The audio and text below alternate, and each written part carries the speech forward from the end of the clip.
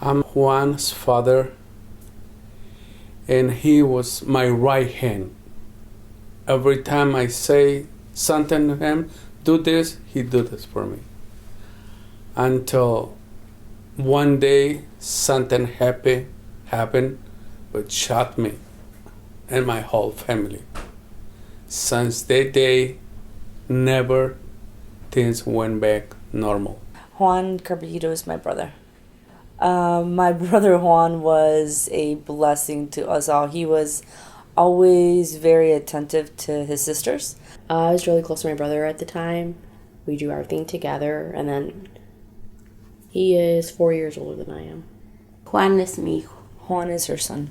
Juan muy buena gente, con sus hermanas, con su papá, con mis hermanos. Mi familia lo busca mucho.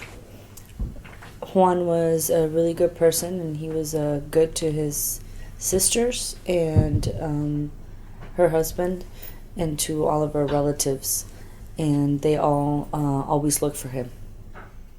Juan, in my eyes, is a very caring, respectful young man.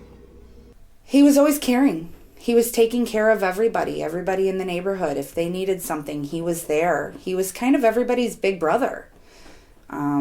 We definitely looked up to him if we ever needed anything.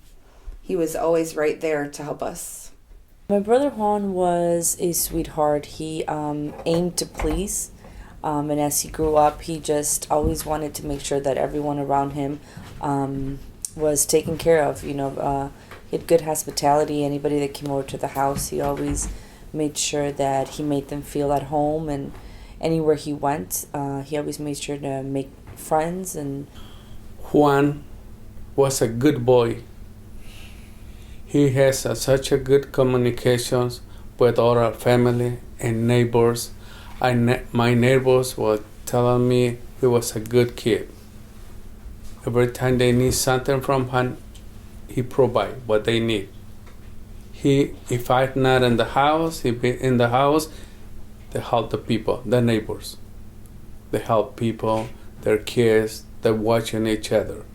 Juan would come over to our house with my brother, and as soon as he'd walk in the door, good afternoon, Mr. and Mrs. So-and-so, he'd ask permission to grab a glass of water, go to the bathroom, even though we were like family. He was always at our house as a young boy, but he still always asked for permission. my brother Juan was a very devoted son. He always took care of my mom very well. And my mom is not able to drive.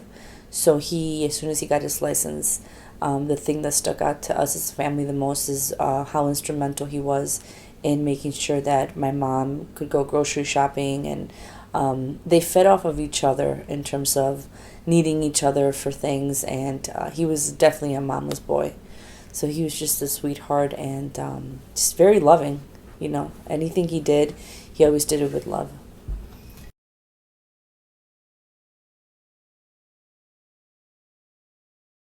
My mom has always said it's not fair that he's been incarcerated all these years for something that he did not do, for giving somebody a ride when he didn't know what was going to happen. My brother Juan had just met his passenger 2 months prior. At 17, you think people are your friends, and they're not. We knew that they were trying to make an example out of my brother, because out of the 5 statements that he gave where he said he did not know that his passenger had a gun and intentions of killing anybody, the very last statement after 72 hours of not eating, not drinking, and not sleeping, and being told that you're going to be given the death penalty if you don't cooperate with us, he said in the statement that he did know that the passenger had a gun. And according to my brother, he said that that's what the detectives told him to write, and that if he wrote that, they would let him go home. The investigators, they say something he never said that. Even in his report, he say the cop who interrogated Juan, he say, write it this, write it this. This is my friend. You write it down. He write it down what he say, not what Juan says. They knew who the shooter was. They never found the gun. According to the state, they went to look for the shooter, the passenger, to his house in Gurnee, but they think that he fled to Chicago, and then currently they think he's in Mexico. And there's still an active warrant for him. It's been 11 years. During the trial, we were informed that the evidence the detectives had against my brother, not all of the evidence had been turned over, and our attorney failed to do what he had to do to make sure that we could just stop it and start all over again, because the state had broken a Brady violation, and they, meaning the detectives in the state, withheld information to find my brother guilty. Yo me sentía no ver a Juan, no ver a mi hijo. Yo sentía morirme. Porque yo no pensaba que no fuera a quedarse ahí. Yo pensaba que nada más era por un rato. Pero no. The night that they took her son, Juan, she said that when he didn't return, she thought she was going to die. She didn't imagine for one moment that he wasn't coming back. She thought that that couldn't happen. She just thought that that was the worst thing that could have happened to her. She felt like, you know, something died inside of her. Can you think of anything? Well, I can't explain this, what happened to Juan. It's hard for me to explain that because I'm his father. He's my son. It's something I never happened into my family. But it's very devastating, especially for my wife and I and my 2 other daughters. Until today, we're waiting for justice to make sure, correct all those mistakes, but they did it.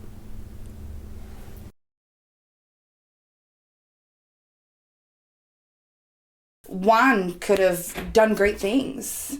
I mean, Juan was such a caring individual, so I see him doing things like in the medical field or helping people. That's what I saw Juan growing up to do. Juan would probably be married with kids. Probably went to school. He really liked cars, so I'm sure he would be doing something with automotives, collision repair, speakers, tinting windows. He loved all of that. Juan was 17 when he was incarcerated, detained, and now he is 29. Will be 30 in September of this year, and he's lost all these years of his life,